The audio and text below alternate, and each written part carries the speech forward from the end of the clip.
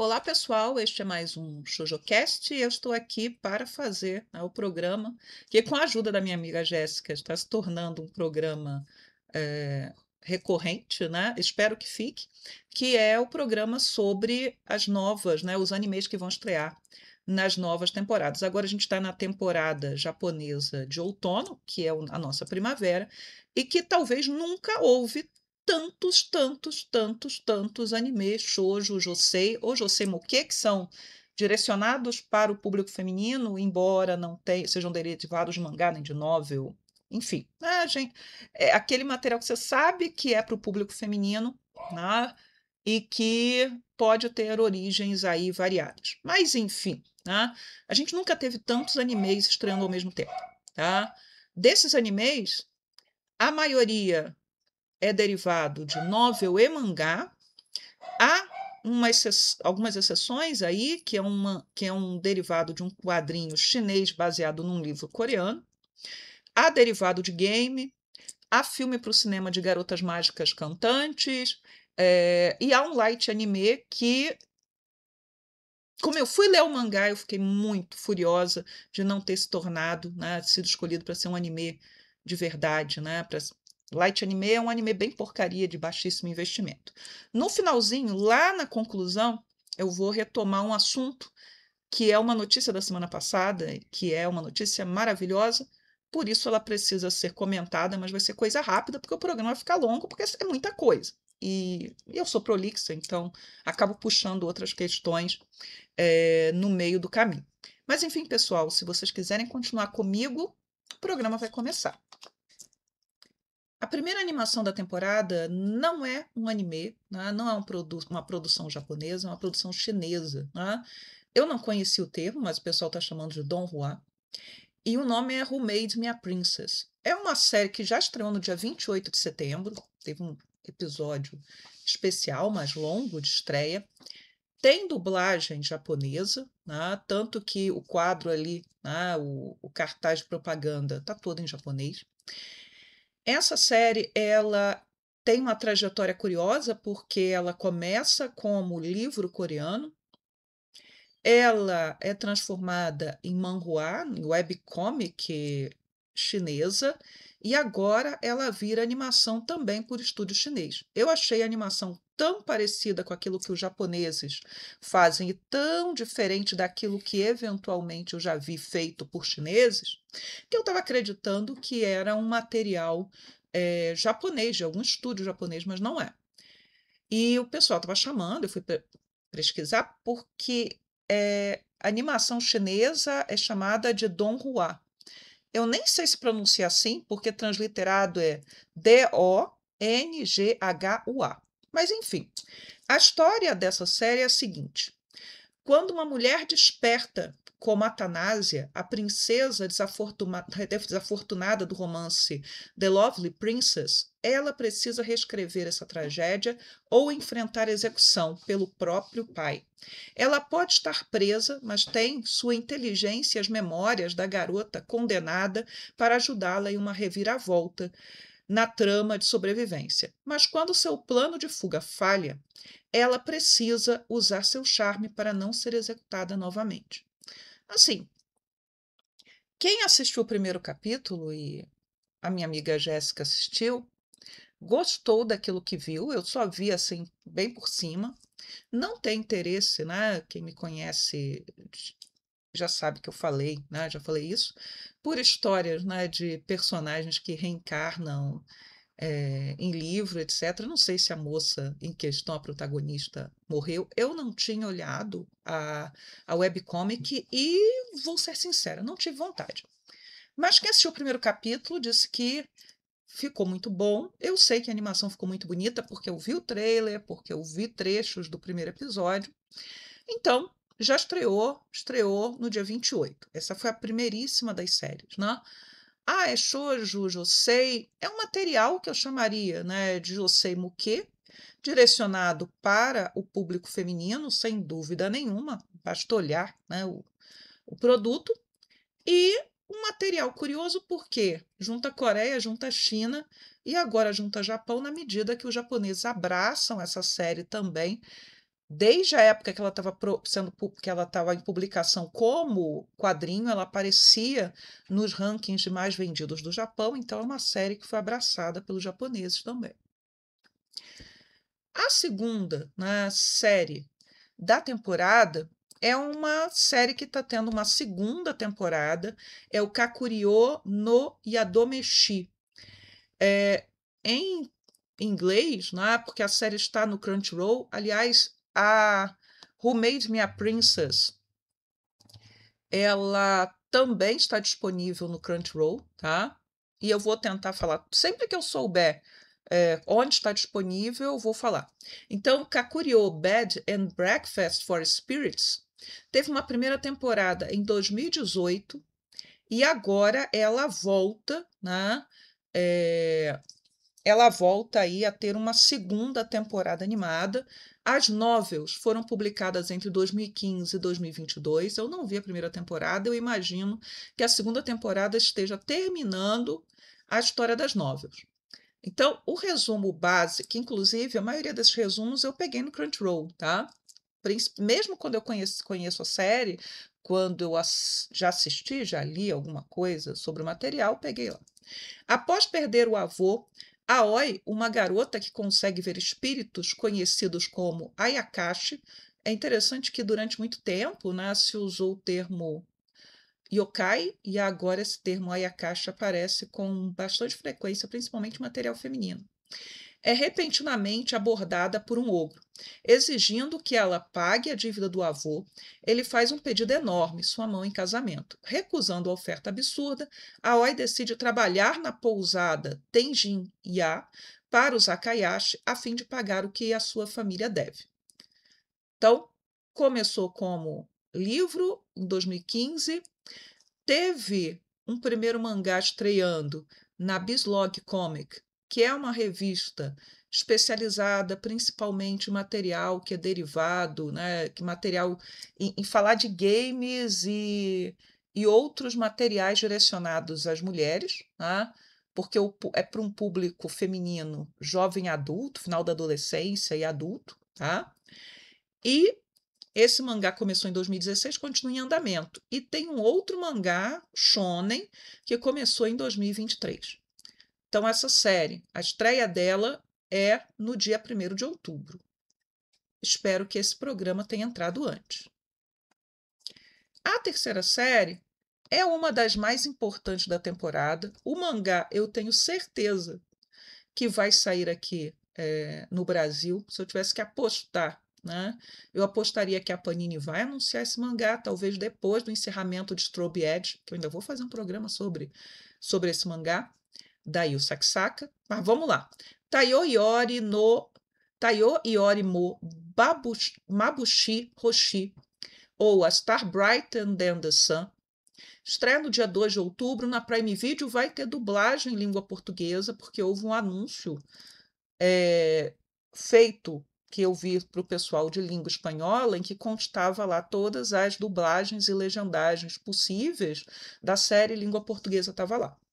O resumo dessa série é o seguinte: Sai Iwata é a garota mais durona do que as outras, né? Que se apaixona pelo delicado Koki Kamishiro, ainda no ensino fundamental. Ele era mais baixo que ela, ele era mais fraquinho fisicamente, né? O tempo passa, então no ensino médio, no colegial, Koki se torna um adolescente charmoso e popular e parece estar fora do alcance da nossa protagonista. Quando os dois trabalham juntos no comitê do festival esportivo, acho que ele joga futebol, eu já deveria ter começado a ler esse mangá, o primeiro amor de Sai, há muito tempo guardado, vem à tona. A série é publicada na Betsuma, isso quer dizer, né, na revista Shoujo, que talvez seja a mais shoujo de todas atualmente, muito material de sucesso sai dessa revista. A série tem 12 volumes, o mangá está em andamento e é da autoria da Kazune Kawahara, que aqui no Brasil o pessoal conhece principalmente por Ore Monogatari, no qual ela não é a desenhista, ela só é a roteirista. Mas ela tem outras séries, né? Que é a mais importante dela, que teve dorama, não teve anime, que foi Cocô Debut. Ela fez também, né, uma série que fez muito sucesso, A Osoriel, que junta esporte e música, né, porque a protagonista é membro da banda, né, do colégio, e o menino que ela gosta, enfim, é membro, acho que do time de beisebol, né, do colégio, com certeza, beisebol. E, enfim, é uma série que deve ser das que mais chama atenção na temporada. Eu quero assistir a série porque eu gosto da Kazumi Kawahara, gosto do que ela faz e, e deve ser uma série interessante de acompanhar, né? Vamos esperar a estreia. A estreia vai ser no dia 2 de outubro.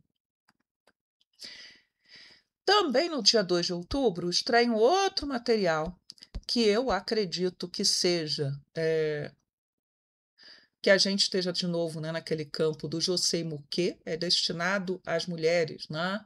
Mas não necessariamente a Josei, porque não saiu numa revista Josei, nem foi publicado num selo Josei, não é shoujo, que é o Let's Play Kuezuto Darake no Mai Raifu, ou Let's Play, estreia dia 2 de outubro na Crunchyroll, pelo menos o pessoal estava, né, sendo anunciado, na Wikipedia está que estreia na Crunchyroll, mas eu não achei procurando listado na Crunchyroll, mas talvez eu não tenha procurado direto. O resumo eu não consegui na Crunchyroll, então eu consegui no Amazon. E aí tá assim. Ela é jovem, solteira, está prestes a realizar seu sonho de criar videogames incríveis. Mas então a vida lhe dá um golpe duplo. Um streamer popular faz uma crítica mordaz do seu primeiro game. Pior ainda, ela descobre que o mesmo crítico problemático agora é seu novo vizinho. Uma história engraçada, sexy e bastante real sobre jogos, memes e ansiedade social. Vamos lá. Essa série ela é baseada, tá, em uma webcomic publicada online entre 2016 e 2022. Foi indicada, inclusive, ao Eisner, ao prêmio Eisner, que é o principal prêmio de quadrinhos dos Estados Unidos, em 2019. A autora, né, ela usa como pseudônimo Mong, mas ela se chama Leanne M. Krakic. E a série, né, fez sucesso, chamou a atenção dos japoneses e um estúdio japonês é que está animando o material. Tá? É visivelmente voltado, né, para o mesmo público, talvez, que gosta de otakoi e de séries, né, protagonizadas por pessoas adultas que são fãs, né, que são otaku. Então, a série ela estreia também no dia 2 de outubro. Eu vou tentar dar uma olhada. Acredito, né, que se esse quadrinho, né, que se essa animação fizer sucesso, muito provavelmente o quadrinho vai ser publicado no Brasil. Não achei publicação brasileira ainda. Esse aqui, né, tem um daqueles nomes imensos, não sei qual é o apelido da série. Eu cheguei a ler o início do mangá quando ele foi anunciado, porque essa série foi anunciada, deveria, se não me engano, ter estreado em abril, na temporada de abril, e ela atrasou. Ela que se chama Akujiku Heijou to Kyoketsu Koushaku Sonomamu no Watashi no Oshiku Itadakimasu. Se chama, em inglês, Pass the Monster Meets My Lady. Estreia no dia 3 de outubro na Crunchyroll. O resumo da série, e aí eu já peguei de um post que eu fiz, né?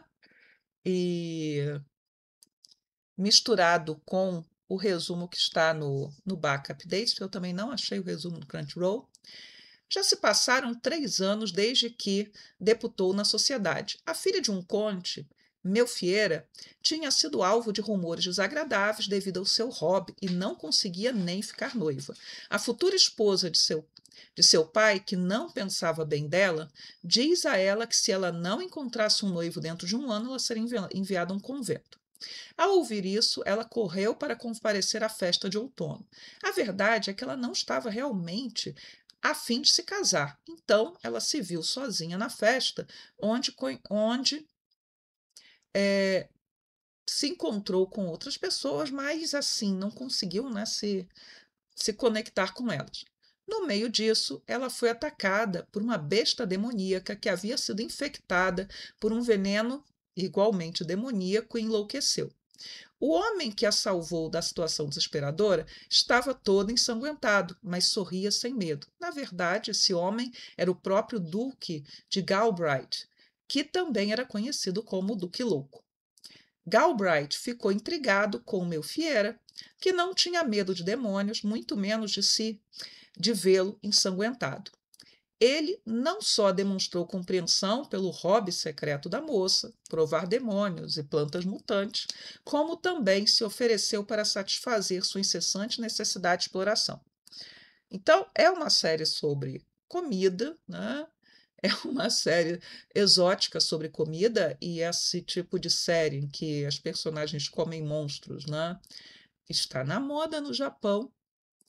E temos aqui, né, a mocinha e o mocinho, né, o mocinho que caça monstros e a mocinha que come monstros. A série ela começou como mangá no aplicativo Pulse, que é da Kodansha. E aí, né, quando os primeiros volumes começaram a sair, ela ela tinha, né, o selo da Shonen Sirius, que o pessoal do editorial da Shonen Sirius é que gerenciava esse material que estava saindo na Pulse. E aí, por conta disso, lá no Backup Dates está como shonen e está inclusive bloqueado para edição, né? Eles fizeram isso com vários materiais que saíam materiais visivelmente shoujo que saíam lá no selo da Shonen Sirius. Só que com a criação da revista Artemis, que surgiu de uma divisão do pessoal que cuidava do material online da Shonen Sirius, agora ela está numa revista shoujo. Sempre foi shoujo, né? No final das contas, essa série e outras, né, que saíam aí, que o pessoal da Shonen Sirius estava tendo que administrar, porque a Kodansha não tinha nenhuma revista shoujo online. Agora tem, se chama Artemis e o material é shoujo. O que eu li do mangá é bem divertido, é fofinho, né, o desenho, deve ser um negócio bem nonsense, então eu acho que vale a pena dar uma olhada. Eu vou, né, vou tentar pelo menos ver o primeiro episódio, porque são muitas séries e vai ser muito difícil, pelo menos para mim, já falei disso na abertura, acompanhar mais do que uma série. É o que eu consigo, é o que eu dou conta. Então, ou eu tento assistir uma, ou eu não consigo assistir nada, né? Então, estreia no dia 3 de outubro. A próxima série, né, é Hyakusho Kizoku ou The Noble Farmer, que é o título em inglês. Vai estrear no dia 3 de outubro. Não sei se vai estar disponível em algum lugar. Eu acho que as outras duas temporadas, porque essa é a terceira, também não estão disponíveis. Eu não vi, né, tendo sido direcionado para nenhuma plataforma. Então, só indo atrás, né, de forma alternativa mesmo. Esse, né, é baseado num mangá que já sai há um bom tempo, sai lá desde 2008 na revista Josei Wings, e é da Arakawa Hiromu, que é a autora de Fullmetal Alchemist, tá? E de Silver Spoon. Para quem não sabe, a Arakawa Hiromu, ela é de uma família que tem uma propriedade rural, que produz laticínios e que fica em Hokkaido. Então, antes dela se tornar mangaka, ela chegou, né? Ela viveu uma propriedade da família e ela chegou até a trabalhar nessa propriedade. Então, esse mangá, ele fala exatamente, é um mangá, né, de historinhas curtas, episódico, ela fala exatamente das experiências dela nessa fase da sua vida com a sua família lá em Hokkaido, trabalhando ali. E ela se desenha, isso sempre, né, como uma vaquinha. Então, ela é uma personagem que aparece como vaquinha, a família também aparece como vaquinha, trabalhando em uma fazenda que cria vacas. É humor, né? Ela pode ficar publicando esse mangá para sempre. Eu acho que ela é um mangá que a desestressa e, mesmo tendo sido lançado em 2008, só tem 8 volumes até agora, tá?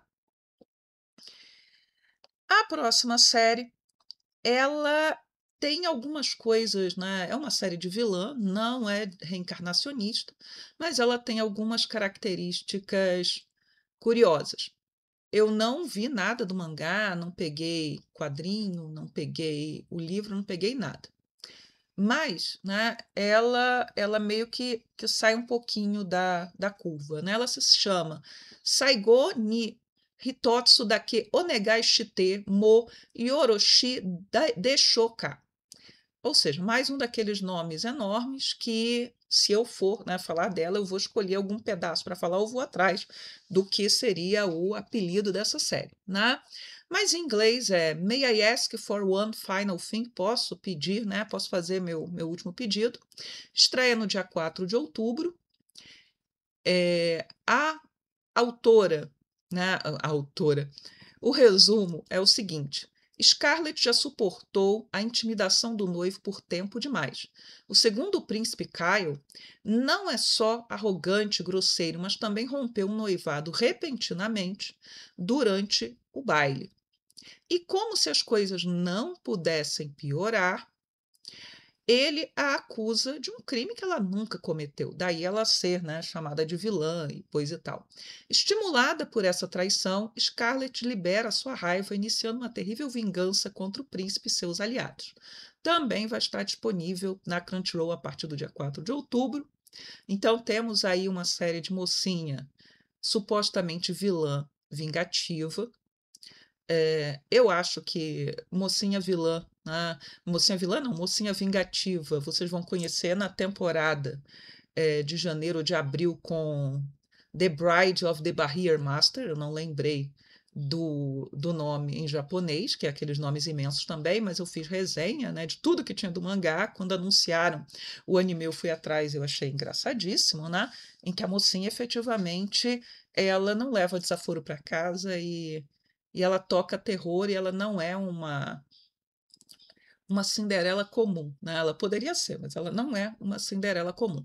No caso aqui, eu nem sei se a mocinha Cinderela tá muito mais com cara, né, do Seventh Loop, né, daquele em que a mocinha fica reencarnando e reencarnando e reencarnando e tudo sempre é detonado pela pelo rompimento do noivado que permite que ela comece uma nova vida, né? Ela que estava destinada a ser só a esposa de um príncipe horroroso e se tornar rainha um dia.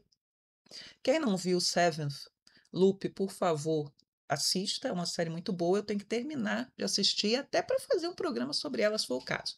Mas muito bem. Essa série, né, que é a Saigo no Hitoshi, viu? Já diminuiu o nome dela.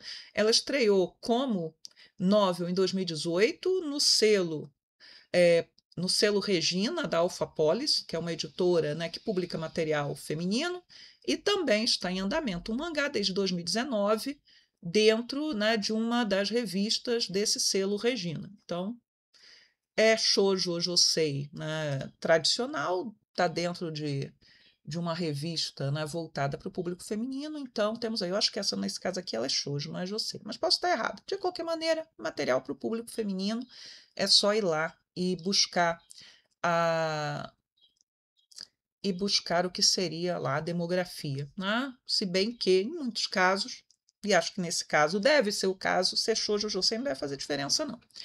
Vai estrear na Crunchyroll. O resumo, né, veio usando, né, no meu caso, material da Crunchyroll e da Wikipedia. A próxima série é outro shoujo raiz, saiu na revista Lala, é o Mechanical Marie. Esse eu fui ler tudo, né, que havia do mangá. Logo que anunciaram o anime, né, porque eu olhei assim, anime shoujo de Meido, e eu já falei em outros programas que eu não gosto muito dessa fixação japonesa por Meido, mas vamos lá. Kikai Jikaki no Marie, ou Mechanical Marie.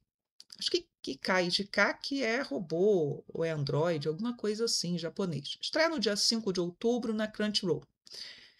Peguei o resumo da Crunchyroll, embora pudesse fazer o resumo sem isso, né?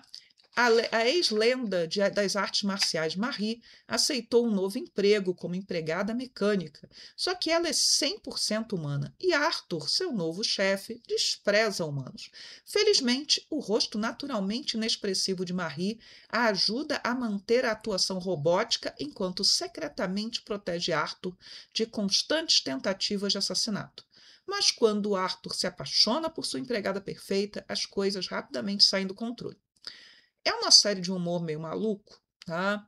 Tipo Ouran Host Club. Então, quem gosta de coisas tipo Ouran Host Club vai gostar de Mechanical Marie. A história, no fim das contas, né, ela começa de uma forma meio maluca, porque a mocinha, ela ela é órfã de pai e mãe, ela foi atleta, e ela, se não me engano, no iniciozinho do mangá, ela está trabalhando na construção civil, e ela é uma adolescente, eu falo que ela vai para a escola, coisa do gênero. E ela foi, né, uma atleta de MMA. E ela era lembrada, né, conhecida, por não ter, né, por ter zero expressão facial, né? Então ela lutava, mesmo ferida, mesmo machucada, ela nunca demonstrava dor ou sentimento nenhum, né? E ela é meio que intimada, né, por uma agência que detém as dívidas dos pais dela, que morreram, vejam bem, e meio que é ameaçada, ou ela vai se tornar guarda-costas desse moço rico, ou ela vai ter que pagar as dívidas dos pais e como ela puder e das piores formas possíveis. Então ela aceita, é meio tipo Suquebandeca, vai aparecer aí, mas Suquebandeca ela é intimada pela polícia a resolver crimes e cometidos por adolescentes, enfim. A Marie, né, o central aí na história, né, é que o Arthur, as pessoas mentem para ele, então ele tem muito trauma, tanto de quem se aproxima dele por interesse, como ele tem trauma de pessoas que mentem para ele. Então ele diz que não há nada, né, que uma coisa que ele não pode admitir é a mentira. Então a própria Marie começa a se apaixonar por ele, né, mas ela tem muito medo de um dia ele descobrir. E aí, né, aquela convivência que para ela é uma convivência feliz, né, acabe sendo destruída, porque ela não tem ninguém, ela não tem família, ela não tem ninguém, ela é sozinha. Qual é a trajetória do Mechanical Marie como mangá? Teve um one shot em 2020, tem Scanlations. Depois, nós vamos ter um mangá em 6 volumes, que vai de 2020 até 2023.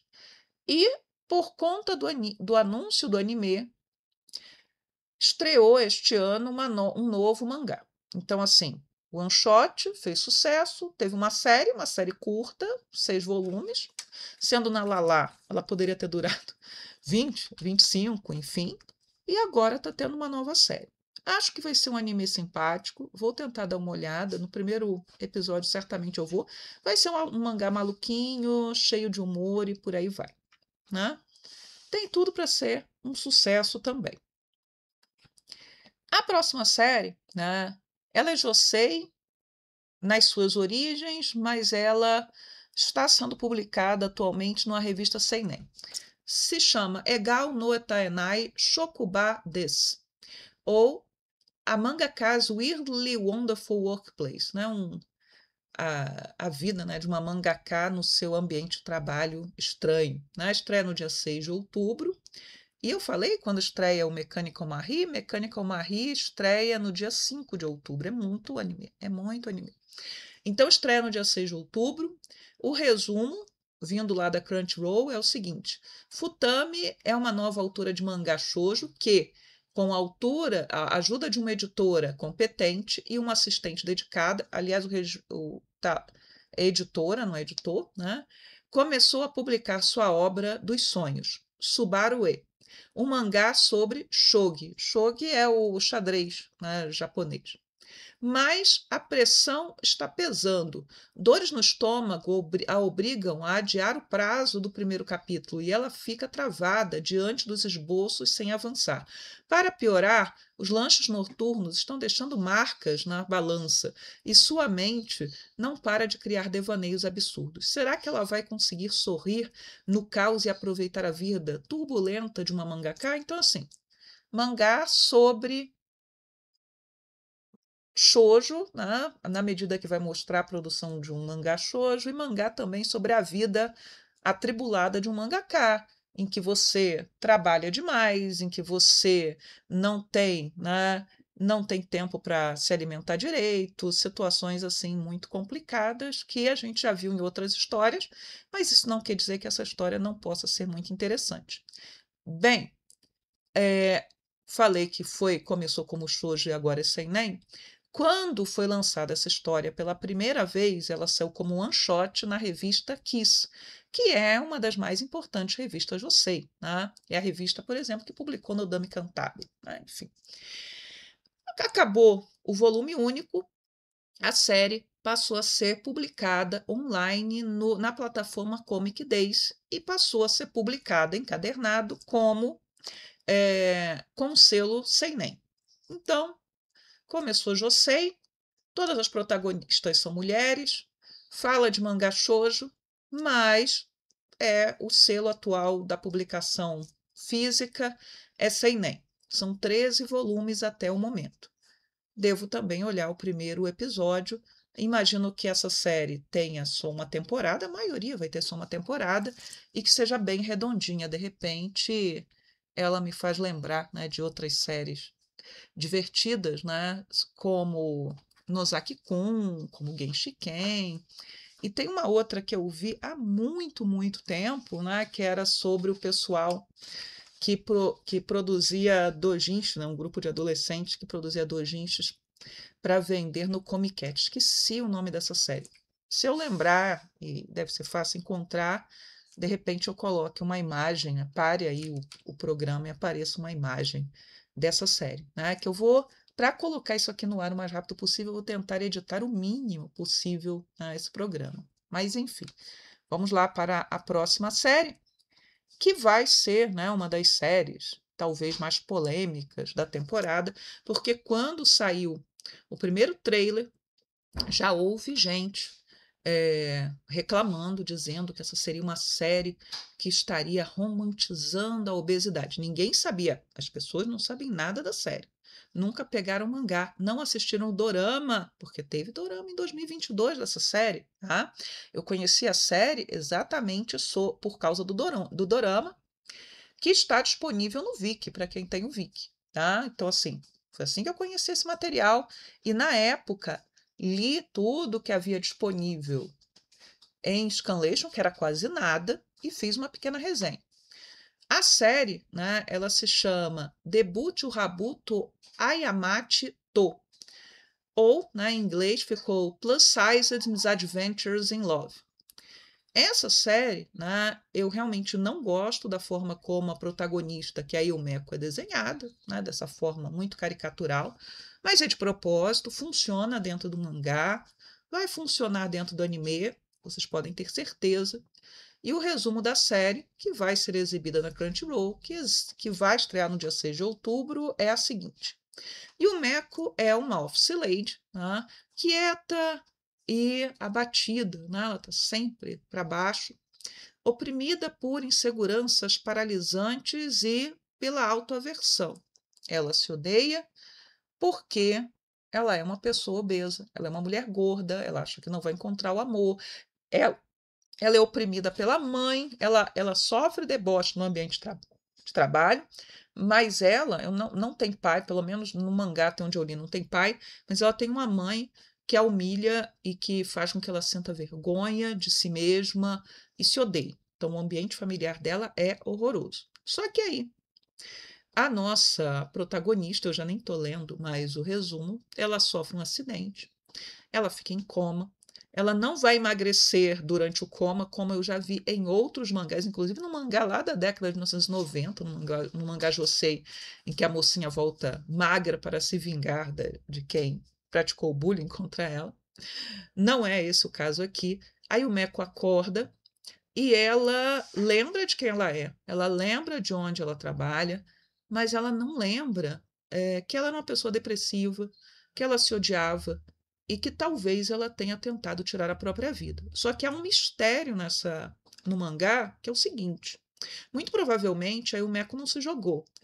Ela foi atirada do alto de um prédio ou ela acabou escorregando e caindo porque ela viu alguma coisa que não devia. Um crime, provavelmente. Então, tem um mistério aí de fundo em relação ao acidente que ela sofre. E que a mãe, falei a mãe problema, mãe tóxica, ela não queria que ninguém soubesse do acidente, dos detalhes do acidente, porque ela tinha vergonha da filha ser gorda e ela não queria que os vizinhos ficassem sabendo, né, os conhecidos, que a sua filha se jogou do alto de um prédio, que era coisa que não tinha acontecido. Eu acho que não aconteceu, tá? Essa é a minha percepção pelo que eu vi do mangá. Eu não assisti o dorama. Então, a série ela começou a ser publicada em 2019 na revista Koisuru Soirée, ela continua em publicação, ela tem, né, mais volumes, ela tem mais de 10 volumes no formato online e ela tem menos volumes no formato papel. Eu esqueci de colocar, né, esse detalhe aí em algum lugar que eu pudesse ver, né? Mas, de qualquer maneira, não importa. A série está em andamento.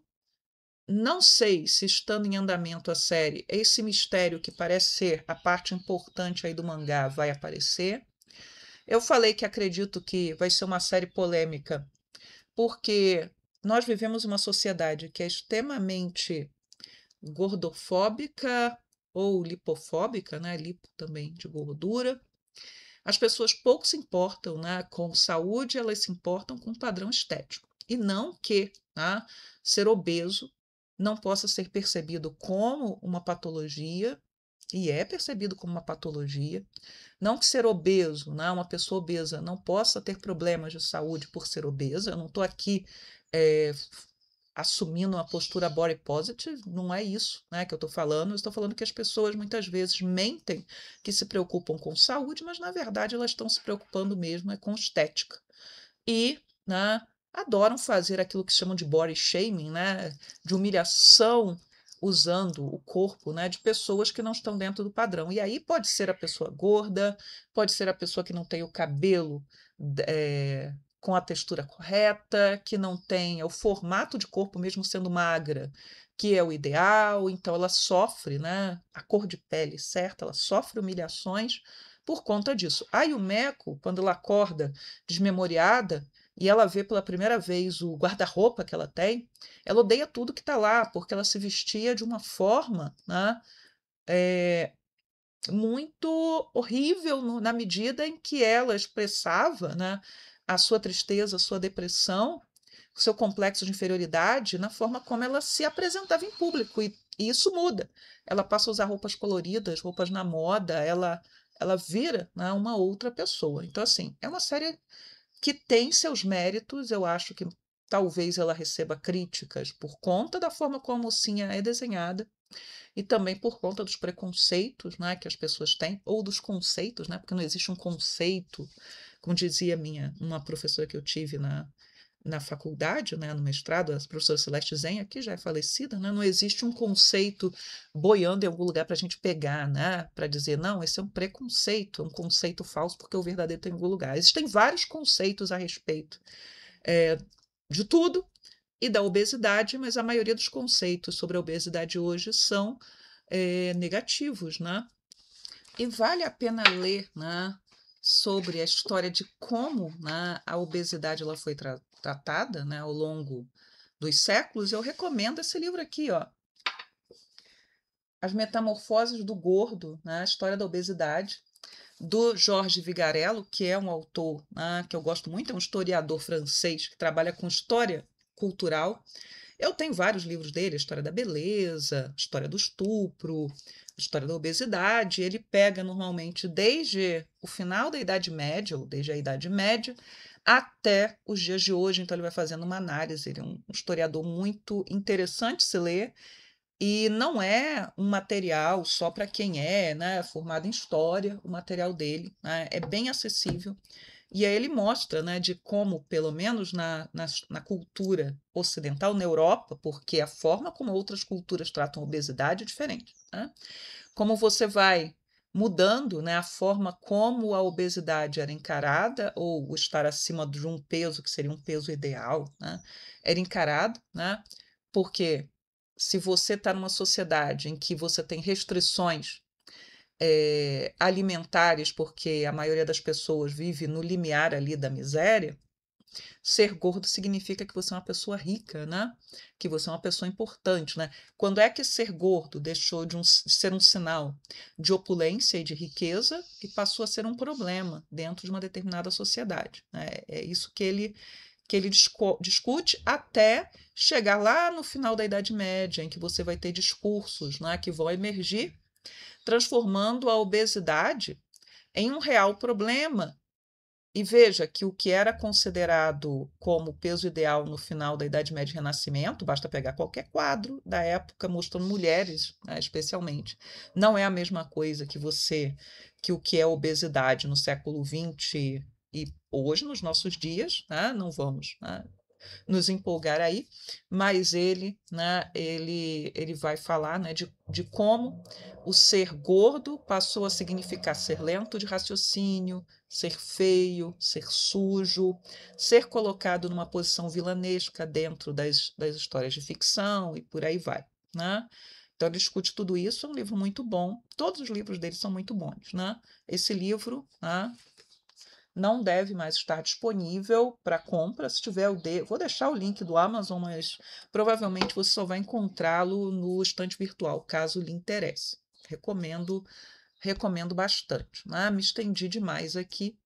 Daria, né, um programa inteiro essas discussões, até como os gordos são representados nos mangás e nos animes, e toda aquela discussão sobre principalmente aqueles que consomem o material fora do Japão quererem ver corpos diversos e os japoneses não terem nenhuma obrigação de representar essa diversidade, mas como há pessoas também obesas no Japão que muitas vezes não se veem dentro dos mangás.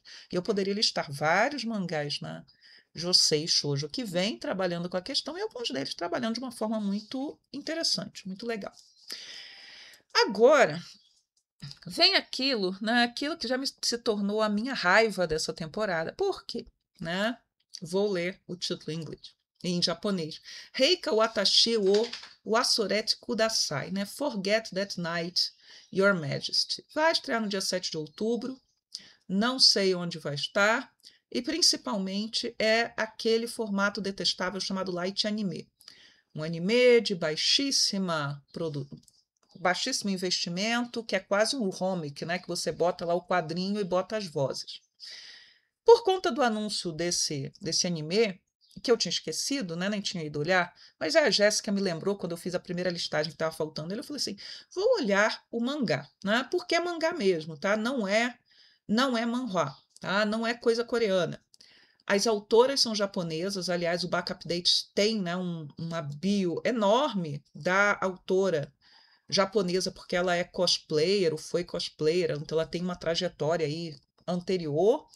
Então ela escreve o quadrinho e uma outra desenha. Na verdade, é um mangá vertical, uma webtoon, só que ela foi publicada a primeira vez por uma editora coreana. Então, assim, material feito por japoneses, mas que saiu, né, pela primeira vez, ou pelo menos por uma editora coreana. Não sei se saiu simultaneamente em coreano ou é,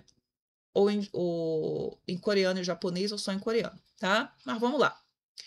Vou ler o resumo, que eu mesma montei. Vou fazer, né, uma review desse mangá para o blog, porque eu gostei muito da série. Eu esgotei tudo que havia, né, disponível, traduzido dessa série. Agora estou esperando os novos capítulos. Isso eu fiz assim, rapidamente. Peguei, comecei a ler no sábado, terminei de ler ontem à noite. Mas vamos lá. Nascida como a filha desprezada de uma família nobre, Lúnia escapa de seu terrível destino, casando-se com o duque amaldiçoado Hades Cronoa. O duque diz que não irá consumar o casamento, mas trata Lúnia com uma gentileza que ela nunca conheceu. Lúnia quer salvar o duque. Ela quer ser útil a alguém, porque sempre ouviu que era inútil, que deveria ter morrido, né, que não servia para nada. Só que Lúnia foi escolhida pelo deus daquele reino, então foi foi o clero lá que tirou as sortes, ou seja, lá qual é o método de escolha que selecionou a Lúnia para ser esposa do duque, né? É, foi escolhida, né, pelo deus daquele reino para salvar o duque, porque se o casamento não fosse consumado, ele morreria aos 30 anos, e isso colocaria o império em risco, pois Hades era o seu principal general e seu maior feiticeiro. Pressionada pelos líderes religiosos e políticos, Lúnia decide ludibriar o conde e consumar o casamento. Ela recebe desses religiosos, né, do bispo, que é o chefe dessa igreja, uma espécie de poção mágica, né, para ludibriar o duque.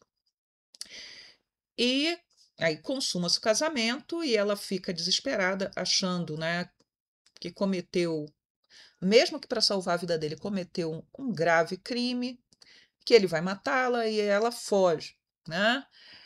Só que ela estava grávida. Ela não sabia que estava grávida, obviamente, embora a maldição exigisse aí para ser quebrada que não somente o casamento fosse consumado, mas que esta noiva gerasse, essa noiva escolhida gerasse um filho do duque para garantir a linhagem e passar a maldição adiante. Aliás, porque os duques de Cronoa só tinham filhos homens, só nascia homem desde que a maldição foi jogada sobre eles.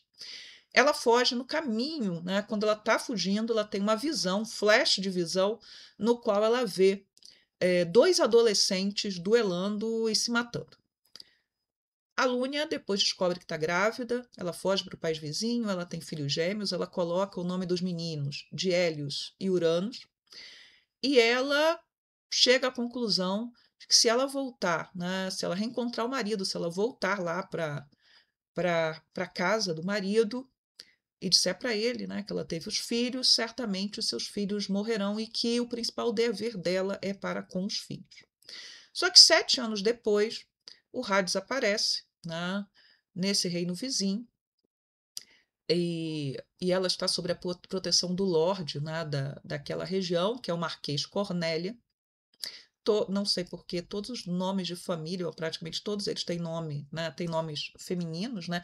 Cornélia não era bem um nome feminino, podia ser na Roma Antiga, mas podia ser o nome também da família, né? Do gens Cornélia, enfim. Mas o nome da família dela é Perséfone, né? E Perséfone é aquela divindade, né, grega que é sequestrada por Hades e levada para os infernos, né? E por conta disso, a sua mãe, que eu esqueci o nome da deusa grega, que é a mãe da Perséfone, mas era a deusa da terra, das colheitas, etc. Enquanto Perséfone não lhe é devolvida, a terra não produz, né? A terra vai ficar seca, e aí se chega lá a um acordo em que a Perséfone passa a primavera com a mãe sobre a terra e depois ela retorna para o marido nas profundezas, né? E ela retorna porque o Hades a obrigou a comer uma semente de romã, que faz com que ela fique presa lá às profundezas, que também se chamam Hades, né? Na mitologia grega. E ter esquecido o nome da mãe da Perséfone é chato, né? Mas eu só estou lembrando o nome dela entre os romanos, não estou lembrando o nome grego dela, mas enfim. Não há nada disso, né, de semente de romã ou de sequestro nesse mangá, que fique claro, né?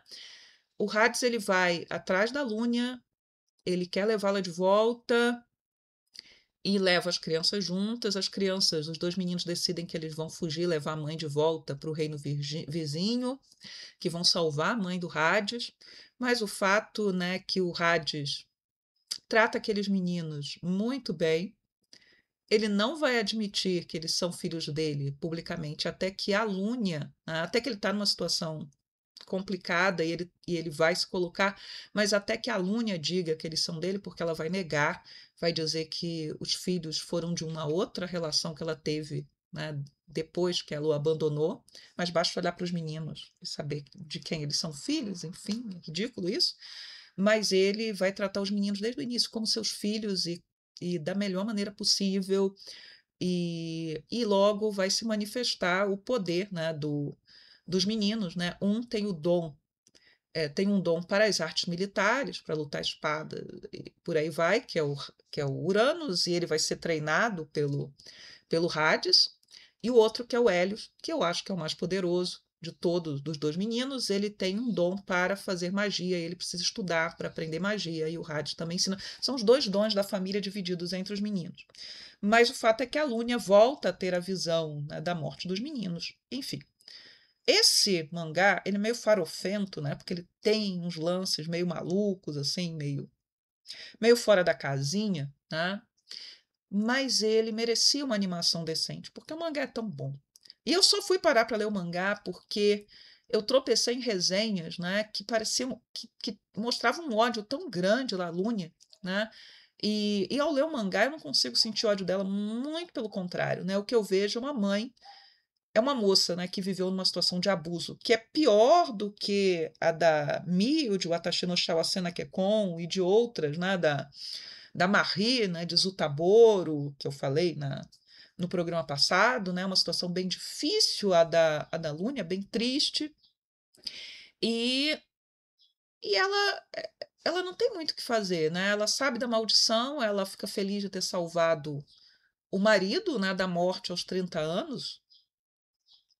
Ela se apaixonou por aquele homem, mas o dever principal dela é proteger as suas crianças. Ela é mãe. Então é um mangá que é um romance, sim, mas é um mangá sobre família, né? É até diferente a coisa, né? Porque os meninos não são chatos, os meninos são muito legais. Então, assim, que droga que alguém, né, decidiu fazer essa série virar um light anime, que vai ter um investimento muito baixo, que vai ser um negócio, ao invés de ter feito um anime de verdade, de uma série que é tão simpática. E eu vou parar aqui para dar spoilers, né, da série, e volto daqui a pouco. Eu vou botar na minutagem que tem spoiler. Se você não quiser saber spoiler, porque eu não estou me segurando e eu não escrevi a resenha, não escrevi a resenha ainda, né, mas eu quero comentar. Então vamos demorar um pouquinho aqui.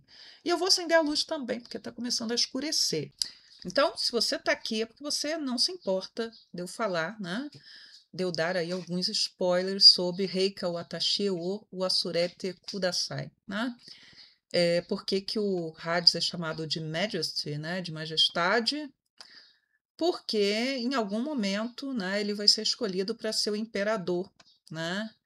E o vilão, né, dessa história, a princípio parece, né, a gente é levado, conduzido a acreditar que o Marquês Cornélia, ele é o vilão da história, porque ele é uma personagem que tem uma aparência meio dúbia, uns olhos meio dúbios, mas na verdade ele é um fiel amigo do Hades, ele gosta muito de verdade da Lúnia e das crianças, principalmente, e não gosta naquele sentido de estar apaixonado por ela, nada disso, pelo menos até o momento, nada é mostrado, né? Eu imaginei que ele pudesse tentar ludibriar a Lúnia e levá-la de volta para o reino vizinho, mas não é nada disso que vai acontecer, não. Ele, na verdade, é alguém que se interessa pela questão dessa maldição. Ele tem um livro que fala da maldição e que fala do duelo dos meninos e enfim, né, da morte da mãe e do duelo dos meninos até a morte, quando eles forem adolescentes. Esse livro ele dá para os dois garotos levarem com eles para Cronoa. E ele, os meninos não sabiam ler, porque ele estava numa língua antiga, mas a Lúnia sabia, e ela vê que a história que ele contou para os garotos não é a história que está escrita, e ela toma aquele livro, né, como mais uma evidência de que os meninos iam morrer, né, que ela precisava salvar seus filhos. Enfim, mais adiante a gente vai descobrir, graças de novo a Cornélia, que são 3 livros. E eles precisam, né, para compreenderem como quebrar a maldição, eles precisam dos 3 livros contando aí a história do mito, né, da maldição do dragão. Mas vamos lá. A Lúnia, ela não era a Cinderela da casa, naquele sentido de viver em andrajos, trabalhando, ela não era a Mio nem a Marie, né? A situação dela era diferente. Ela era tratada como filha da casa, ela tinha boas roupas, ela recebeu uma boa educação. Mas ela era filha da esposa, que o marido esperava que gerasse um filho homem e que lhe deu uma menina e depois adoeceu e morreu, nunca mais teve nenhum filho, né? E o marido, né, o pai dela, que eu acho que é conde, tem um profundo desprezo pela filha, então ela não recebeu amor, né? Ela sempre ouviu que era inútil. E esse marido ele tinha um filho homem com uma amante fora do, né? E quando a esposa morre, ele casa com essa amante, nesse sentido é parecido, né, com Watashi no Shawa Senakekon, e esse filho é trazido para casa e ele é o reizinho da casa e ele pode fazer o que ele quiser com a Lúnia. Então ele espanca a Lúnia, ele aterroriza, ele parece muito com o primo da Jane Eyre, né? Só que a Jane Eyre ela é salva daquilo que a Lúnia vai passar, né, depois que ela fica adolescente, porque a Jane Eyre ela é tirada lá da casa dos Reed, né, da tia, né, que deixava que o filho espancasse a Jane, etc., maltratasse, né? com 10 anos de idade. E a Lúnia, quando ela vira adolescente, nós temos uma situação horrorosa, porque o irmão dela acha que é um Targaryen, né? Ele quer porque quer, né? Eh, abusar da irmã. Então ela está sempre, se antes ela só corria o risco de apanhar, de ter seus cabelos puxados e tal, ela passa a correr o risco de ser abusada pelo irmão. Esse irmão não somente, depois vai ver, ele quer ter um filho com ela, né? E esse irmão fica indignado quando ela acaba sendo escolhida para ser a noiva do duque pela chefia da igreja, ou seja, o pessoal lá da igreja acredita que ela é a destinada, né, a ser a esposa do duque que vai salvar aí o duque de morrer aos 30 anos de idade. Ele faz um escândalo, mas o pai diz: é uma grande honra para nós vamos ascender aqui na escala social. Ainda bem que eu não deixei esta filha morrer, né? Imagina andar afogar o bebê, né? E ela é levada pelo irmão para o casamento, o irmão está muito transtornado, e o duque não deixa ninguém entrar, a não ser a noiva. E pela primeira vez, e ele pega na mão dela e ela fica, né, pela forma gentil como ele a trata, etc. Mas ele diz para ela que aquele casamento jamais seria consumado. Ele exige que ela use o anel de casamento, ele dá a ela toda a liberdade para mexer na casa como ela quiser, mas ele diz que o casamento vai ser um casamento branco. E ela, né, ele é bonito, muito bonito, né, o duque, né? Ela quer, ela queria consumar o casamento, né? Ela queria que a coisa, né, fosse um casamento de verdade. Pela primeira vez alguém tratou ela bem, pela primeira vez ela poderia ser útil e ele está negando a ela, né, o direito de ser útil e se condenando à morte. E aí que ela é pressionada a tomar a atitude que ela tomou. Já bem mais lá adiante, né, quando o duque finalmente, né, consegue espaço para se declarar para ela, ele vai contar, né, por que ele não quis consumar o casamento. Não é porque ele não tivesse sentimentos por ela, ele tem, isso é evidente, né? Não é porque ele não tivesse desejo por ela, e não é um mangá com conteúdo sexual, é aquilo de Zutaboro, né? Você tem a cena cortada, não é mostrado sexo nessa história. Isso não é uma questão, tá? Até comentando com a Jéssica, você, não, mas esses mangás, TL, ela achou que era TL, não é TL, é um mangá sobre uma família, né? Sobre uma maldição, não é um mangá com conteúdo sexual, nada disso, tá? O Duque acaba contando para a Lúnia que a noiva, né, que entrasse lá para salvar o amaldiçoado, ela morreria, né? Provavelmente morreria de parto. Então o casamento seria consumado, ela engravidaria, ela teria um filho e ela morreria. Então, um dos motivos pelos quais ele não queria consumar o casamento é porque ele queria que a maldição acabasse com ele, porque ele não tinha irmãos, ele era filho único, então a maldição morreria com ele, e porque ele não queria que ela morresse. E ele sente falta dela, e tem um vaso, né? O vaso ele é simbólico, né? O vaso em que ela passa a colocar flores, e ele pergunta o que é isso, aí ela se desculpa, ele fala, não, pode botar. E quando ela volta, né, 7 anos depois, ele mandou plantar um jardim inteiro na mansão, um imenso jardim com as flores que ela ama, né? Assim, e aquele vaso estava vazio lá, esperando que ela voltasse para ela colocar flores ali. Então, assim, ele não sabe por que ela não morreu, que ela deveria ter morrido, né? E ele quer ela de volta. E agora eles, na situação, no momento que eles estão do mangá, eles já estão trabalhando juntos. Ele já se declarou, ela já se declarou para ele, ela já aceitou, né, que juntos eles têm maiores possibilidades de salvar os meninos, né, da morte também, né, desse destino, dessa maldição, de romper a maldição. E eles precisam descobrir como. Eles conseguem o primeiro livro, só que o primeiro livro só diz como a maldição começou. E eles precisam de um terceiro livro que vai contar como ela termina, porque a Lúnia deveria estar morta, então ela tem algum poder, ela tem alguma coisa aí. Só que o livro está na mão do vilão, e o vilão é uma personagem inesperada, não sei ainda quais as motivações do vilão, embora eu acredite que esse vilão, que obviamente não bate bem da cabeça, ele acredita que o Duque, sendo os Duques de Cronoa, de uma forma geral, né, sendo infeliz, né, sendo solitário, se sentindo aí, né, uma pessoa abandonada, né, de uma certa maneira, né, nesse mundo, sozinha, etc., ele é uma máquina de guerra melhor, né? Ele protege melhor o império. Então, quer manter o duque nessa situação de miséria como uma forma de garantir que ele continuará lutando, né? Da forma que luta para defender o reino. Se eu estou certo ou não, não sei. Mas o fato é que eu comecei a ler, eu gosto tanto, e os meninos são tão simpáticos. Só que o Hélios, né, que é o menino que tem o dom da magia, ele pode aprender a ser um espadachim, né? Nas visões, ele está empunhando uma espada, ele não está empunhando um artefato mágico, nem coisa do gênero. Já Uranus, se ele não tiver nenhum poder de magia, e ele precisa ter, ele é filho do Hades, né? Nem que seja essa capacidade superior de não ser ferido, ou seja lá o que for, ele não tem como enfrentar o irmão, né? O irmão tá numa situação, o menino faz uma, ele é muito poderoso na magia, ele é muito poderoso na magia. Enfim, deveria ser um anime, pessoal, deveria ser um anime. Fim do spoiler. Então, pessoal, voltei. Reika Watashi ou o Arusurete Kudasai estreia no dia 7 de outubro.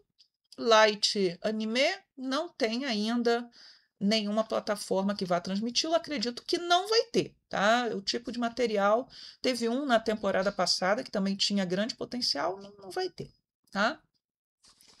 E a gente chega, né, a outro anime que também não tem ainda onde ele vai ser transmitido, que é o Nisei ni Hyakunen Neko no Kuni Nippon, ou 2200 Japan, The Land of the Cats, né?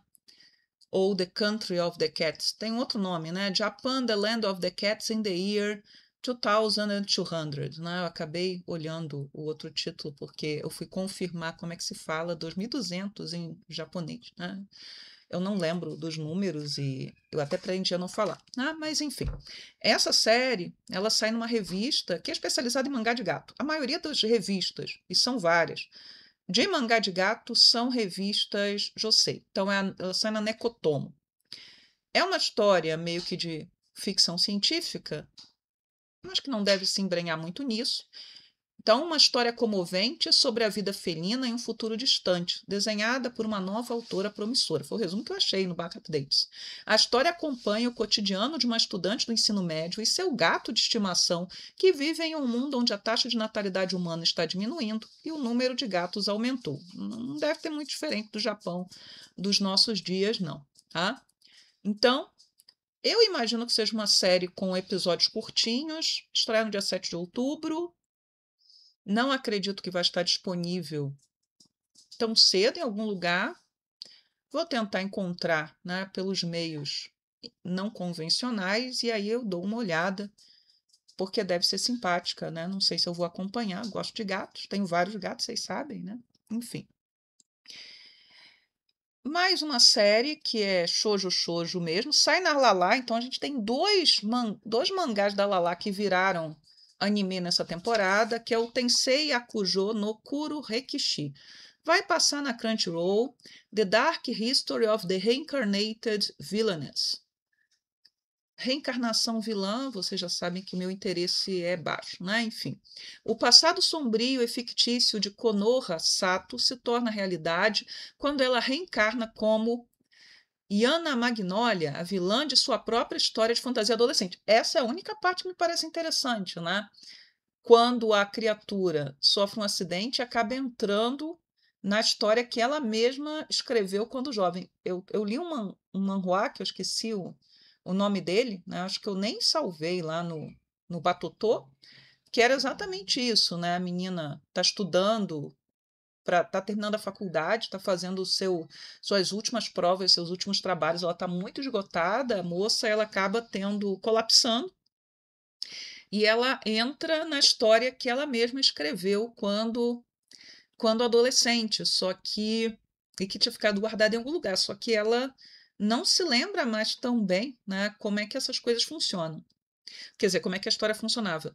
E tem também um outro mangá, que é um mangá da autora daqui também, que virou anime, né, da autora da Kiss Him Not Me, né, esqueci o nome em japonês, em que a mocinha é gorda, o seu personagem fictício favorito morre, ela entra num coma, acorda magra, vira o centro das atenções da escola.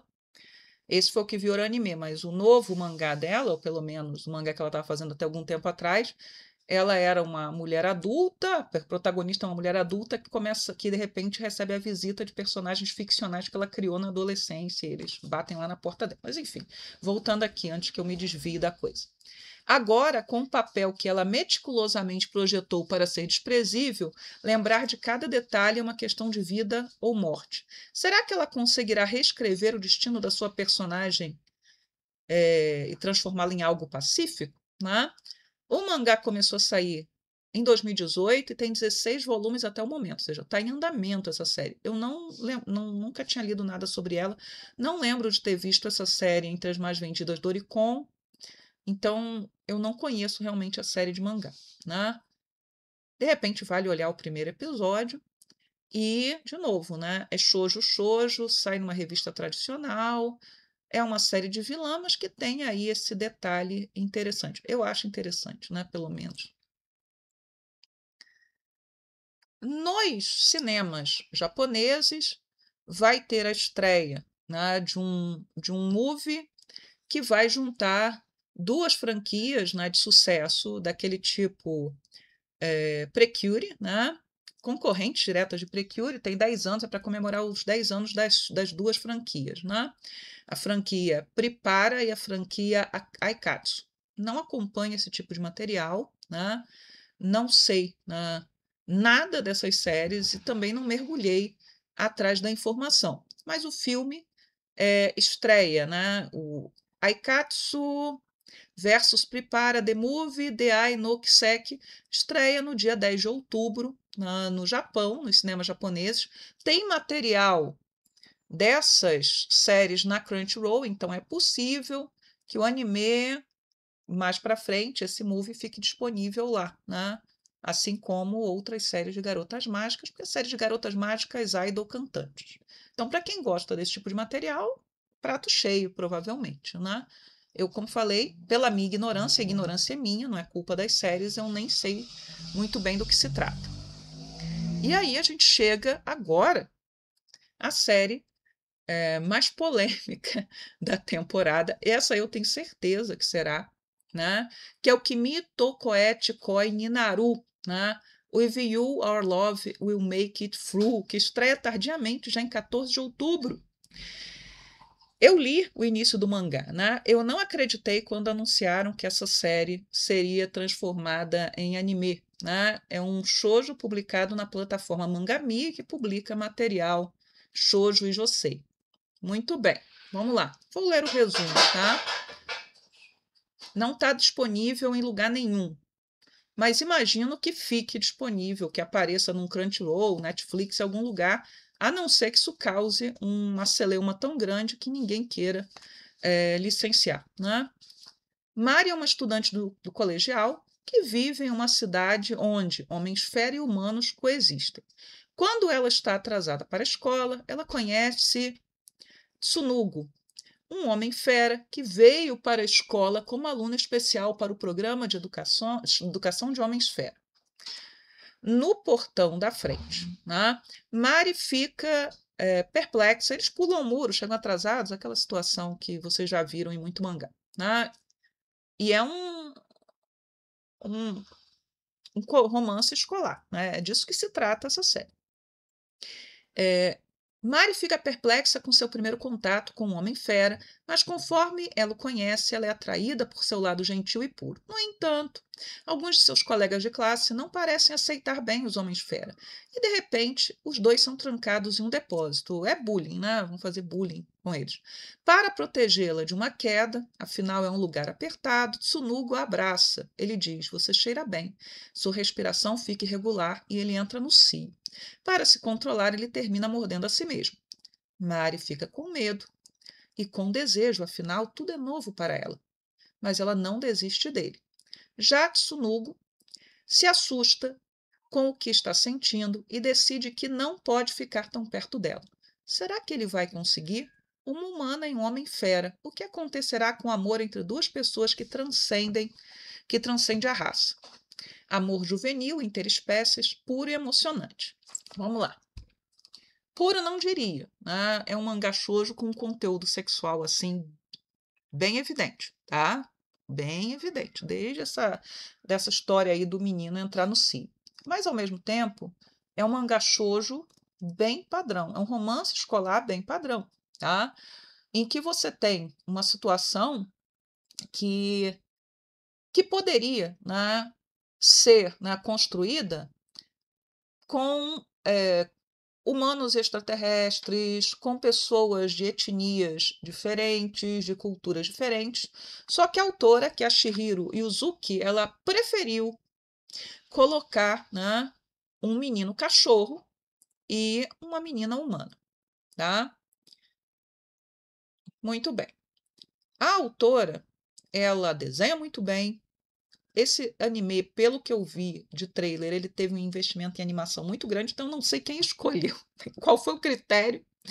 E até é bom, né, dar um painel da coisa. A gente está num futuro próximo em que os humanos fizeram experiências, né, pouco éticas com animais e que criaram esses homens fera, né?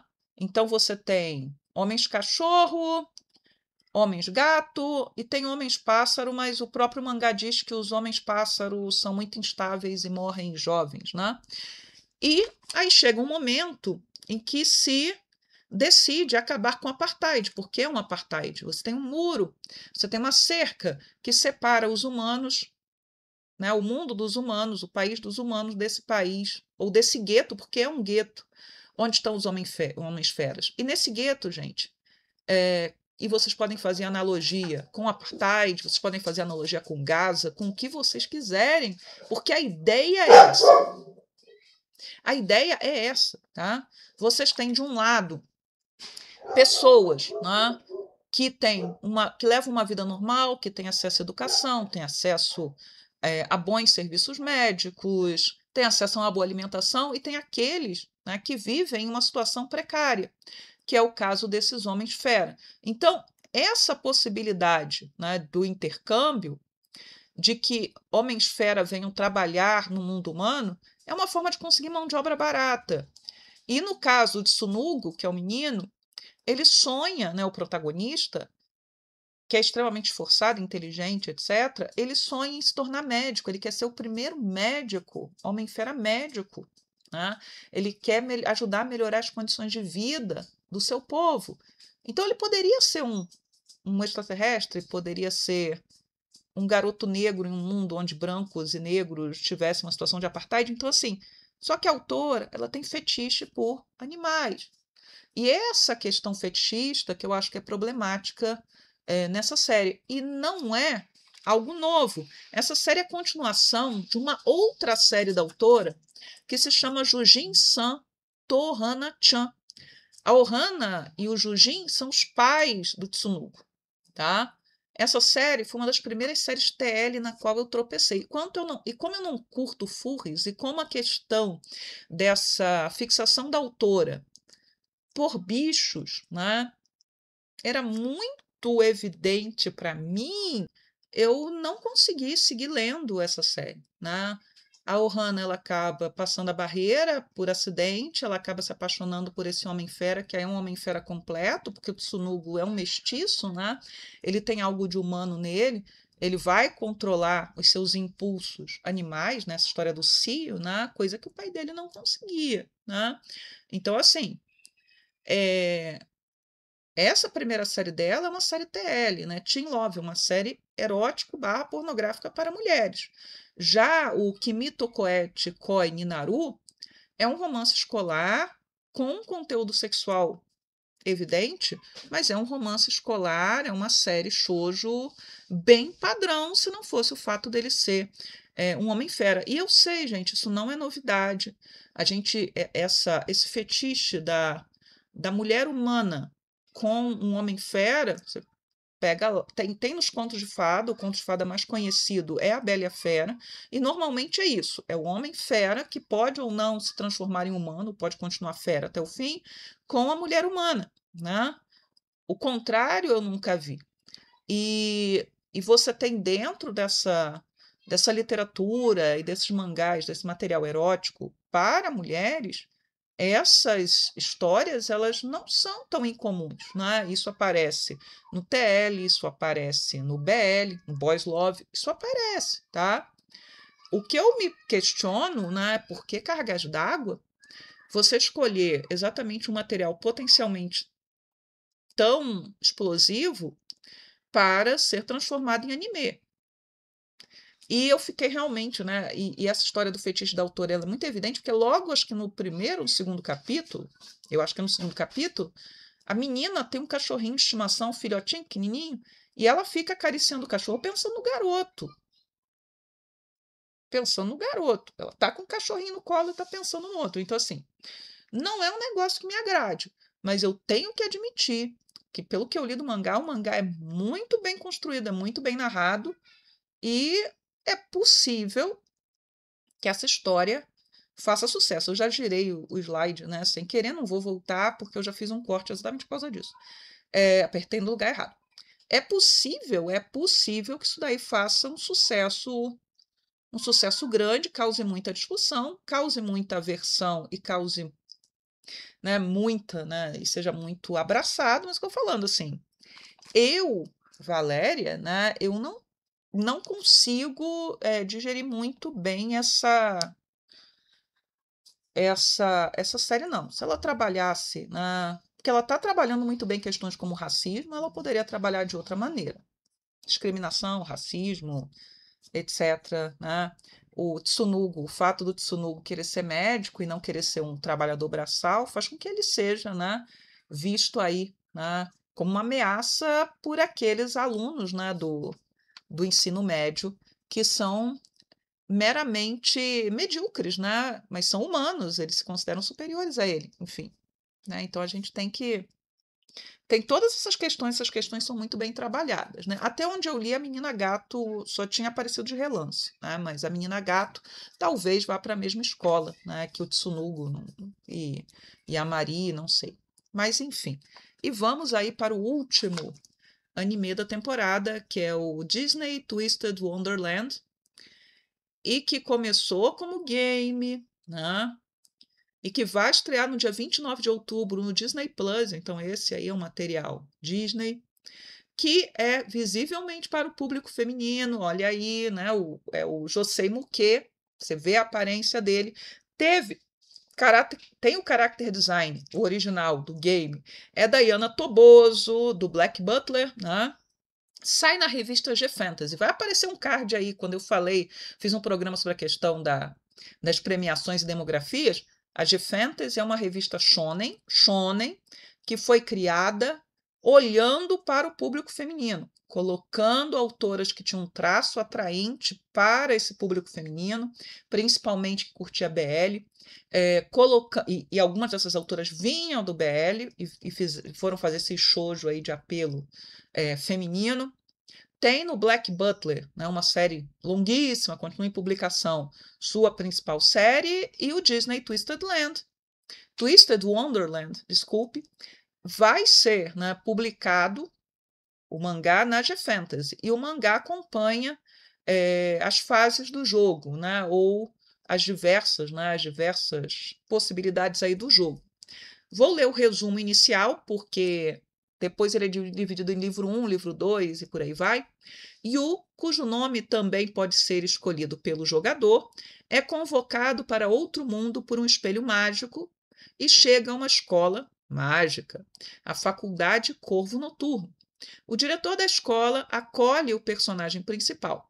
Yu conhece os melhores alunos da escola, cada um em 7 dormitórios diferentes, cada um baseado em um vilão diferente da Disney, enquanto busca um caminho para casa. Isekai, game, Disney. Então, vai estar no Disney Plus. Talvez eu dê uma olhadinha no início da história, enfim. Não sei se vai me interessar, mas tem cara daquelas séries que mais parecem séries de idols cantantes, né? Que toda temporada tem que ter pelo menos um, né? Mas esse aí é baseado em game. Não sei realmente, né, se é uma série muito clichê ou se é uma série legal de se acompanhar. Vamos descobrir. Agora eu termino o programa, né, comentando uma notícia que eu acho uma notícia muito boa, né, porque lá em 2019, o Marcelo Crivella, prefeito do Rio de Janeiro, ele fez uma ação de censura. Eu fiz 4 textos, né, para o Show de Café, para o blog, sobre isso. 2019, né, início do governo Bolsonaro, né, todos os fascistas muito alegres, achando que aquilo seria, né, o novo Reich, o Reich dos 1000 anos, né, que duraria para sempre, e pode voltar, vocês sabem disso. Né? E o Marcelo Crivella, que era prefeito do Rio, sobrinho do Bispo Macedo da Universal, tinha sido ministro da Pesca da Dilma, tinha sido senador pelo Rio de Janeiro, ele decide, né, censurar um quadrinho, Vingadores e a Cruzada das Crianças, em que aparecem 2 personagens se beijando na capa, que é o Brooklyn e o Icano. Então, todo o argumento, né, quadrinhos é material para crianças, aquele quadrinho era inadequado porque fazia apologia, né, a relacionamentos homossexuais, homoafetivos, se cria uma histeria. A Justiça do Rio de Janeiro, no primeiro momento, concede o direito, né, de censura ao prefeito. O material para ser vendido deveria ser colocado dentro de plástico preto, e aí, né, começa um escândalo, né, de que outros materiais que tivessem conteúdo sexual, mas só conteúdo sexual LGBTQIAPN+, deveriam ser, né, colocados em plástico preto.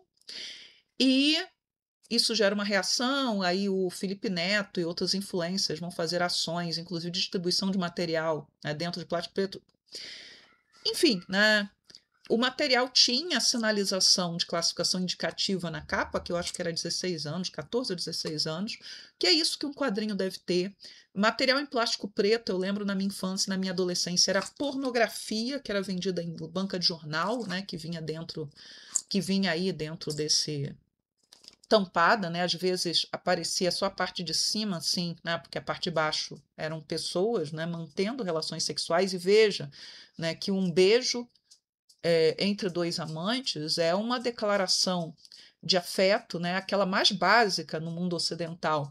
Mas se o beijo é entre 2 pessoas do mesmo sexo, né? Esse beijo ele ganha conotações pornográficas aos olhos desses que querem instrumentalizar, né, os ódios, né, contra determinados grupos que são grupos minoritários, né, caracterizando-os, né, de criminosos. A ideia é essa, né? A ideia é associar homossexualidade à pedofilia. Esta é a ideia, né? A maldita ideia. Tá? E agora, né, a 4ª Câmara de Direito Público do Tribunal de Justiça do Rio de Janeiro condenou Marcelo Crivella por censura, ocorrida lá em 2019, e ele vai ter que pagar. Eu acredito que caiba ainda recurso, mas acho que só o STF, que já é segunda instância, né, a pagar R$ 100.000, né, por danos morais coletivos. Então, é uma pena grande, porque normalmente as indenizações brasileiras, no Brasil, elas são muito baixas, né? E o que que um dos trechos, né? Eu estou lendo do Correio Brasiliense, eu vou botar o link do Correio, posso botar outros links também. O Correio Brasiliense diz assim: ao mobilizar a máquina pública para lacrar as revistas em quadrinhos cujas capas contivessem representações de atos afetivos entre pessoas do mesmo gênero, porque, veja bem, começou com Vingadores Cruzada das Crianças e depois eles estavam mandando lacrar ou retirar outros materiais. Demonstrou-se uma compreensão desigual de que determinadas formas de afeto, no caso beijos entre 2 figuras masculinas, são inapropriadas para o público juvenil, como se tivessem teor pornográfico ou de perversão sexual, ao passo em que semelhante tratamento não foi conferido a obras literárias que trouxessem representações de afeto entre homens e mulheres. Parecer da outra Procuradoria de Justiça nesse sentido. Não, parecer da douta, né? Não da outra, parecer da douta Procuradoria de Justiça nesse sentido. Muito bem, então era isso, né? Veja, né, que eu tinha pontuado antes. Quando as demonstrações de afeto são entre homens e mulheres cis, né, para ser mais precisa, você não tem repulsa. pela expressão beijo, a não ser que ela tenha conotações eróticas muito, muito, muito, muito evidentes. Mas qualquer ato de afeto entre pessoas do mesmo sexo é sempre sexualizado pela sociedade, né? Mesmo quando é um segurar de mãos, mesmo quando é um roçar de lábios, às vezes, né, e já aconteceram, eu posso até desencavar os links e colocar nessa parte, quando já aconteceram, né, casos de pai expressando afeto em relação ao filho, em que ambos foram espancados, irmãos gêmeos, né? Inclusive, se não me engano, eram gêmeos, demonstrando afeto público, né? Do abraçar e do beijar, e foram agredidos. É interessante retomar, já recomendei o filme Homem com H e as entrevistas até do Ney Matogrosso, a cena em que o Ney Matogrosso beija o pai na rua, como aquele homem fica constrangido porque ele era um pai, um homem que não beijava seus filhos, tá? Que tinha então, e aí o Ney Matogrosso diz em entrevistas, né? Até o fim da vida do meu pai, eu era o único filho que ele beijava, né? Mas da primeira vez foi um choque. E é, essa polêmica, né, ou falsa polêmica criada, né, para estimular os ódios e para mobilizar as massas eleitoralmente com ganhos eleitorais, porque esse terror, né, esse pânico moral em relação à homossexualidade, à transexualidade, move votos para determinados setores, né, e também estigmatiza quadrinhos. Se você, por exemplo, está assistindo isso e não entendeu, né, que o que começa com um quadrinho com dois homens se beijando pode terminar no seu mangazinho favorito, porque o produto japonês é estigmatizado, e semana passada, no programa passado, que foi um dos menos assistidos até agora do ShoujoCast, eu falei da classificação indicativa de Demon Slayer, de quanto ela é absurda de tacar um mais 18 num filme animado, que o próprio anime que passa na TV é mais 16 e que está ali na Netflix. Então, assim, só quero deixar claro, né, que censura é censura. E o material japonês, ele é estigmatizado. Ele é visto como uma ameaça. E aí é uma ameaça por, entre aspas, né? Entre aspas, não, abre parênteses, pré-conceito, né? Porque eu já até falei que não existem conceitos soltos aí para a gente agarrar, mas por ideias, né?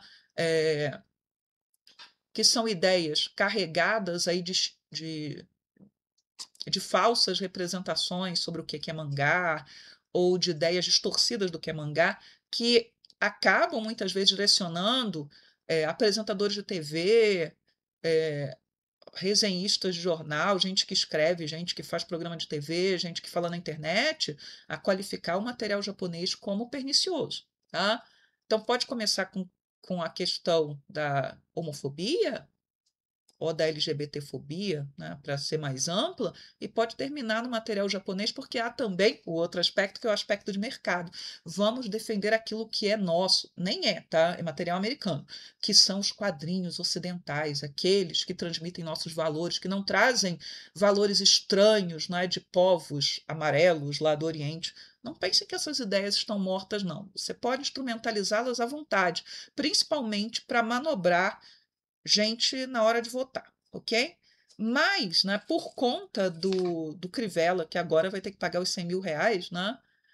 E eu acho que se ele recorrer ao STF, ele não vai conseguir vencer. O Cris Gonzatti, né, do Diversidade, do Diversidade Nerd, ele tomou esse caso como um dos pontos de partida da sua tese de doutorado. Pode um LGBTQIA+, ser super-herói no Brasil? E eu recomendo muito, né, o trabalho do Cris, os canais dele, né, ele é muito ativo no Instagram, ele é muito ativo no TikTok, não é tão ativo no YouTube, ele tem que cuidar melhor do canal dele, mas ele é um professor, né, doutor em comunicação, professor da área, né, que tem uma produção acadêmica muito sólida e que trabalha, né, com cultura pop e diversidade, entre outras coisas, né?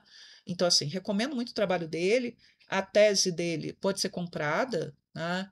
Embora a distribuição seja para uma editora menor, pequena, mas o material dele pode ser adquirido, e como tem artigos do Cris. Se você procurar, você encontra em revistas acadêmicas disponíveis, abertos na internet, né? Enfim. Né? Então, ele tomou como base esse caso. Então, assim, estou muito contente que o Crivella tenha que pagar esses R$ 100.000. Espero, né, que se ele recorrer, se couber recurso ao STF, ele perca de novo, e eu acho que perde. Eu acho que perde de novo. E tem que pagar muito mais. Porque esse pessoal, né, que persegue quadrinista, que difama quadrinista, e recentemente o Nicolas, deputado federal, ele perdeu, né, uma ação como essa para a Cartomante, que é uma cartunista que eles em campanha também, só que não na Bienal, né, essa foi na Bienal do Rio, mas foi ano passado na FIC, né, na Feira Internacional de Quadrinhos de Belo Horizonte, que é uma das mais importantes do Brasil, uma das mais importantes da América Latina. Eles estavam lá em guerra contra o candidato a prefeito, que foi inclusive o que ganhou e acabou falecendo, e eles estavam também nessa ideia, né, de que material pornográfico, erótico, não sei o que, estava sendo oferecido para crianças, quando tudo é muito bem sinalizado na FIC, tudo é bem organizado na FIC, e, de novo, vocês sabem, se vocês estão aqui, espero que vocês saibam, que nem todo quadrinho é material para criança. Mas vamos ficar por aqui, nem sei qual o tamanho desse programa. Se você chegou até aqui e gostou, né, do programa, e gosta do meu trabalho, por favor, deixe seu like. Se você não gosta, deixe o seu dislike, ajuda também no engajamento, tá? Agradeço bastante o seu dislike. Por favor, se você tiver alguma coisa para comentar, deixe comentário. Um comentário que pode ser: qual anime dessa temporada você vai acompanhar? Só coloca o nome do anime, desses tantos animes, ou todos os nomes, você não precisa comentar mais nada. Se você colocar o nome do anime que você vai assistir, ou que você acredita que vai assistir, eu sei que você chegou até aqui o final. Então, obrigada e até o próximo ShojoCast.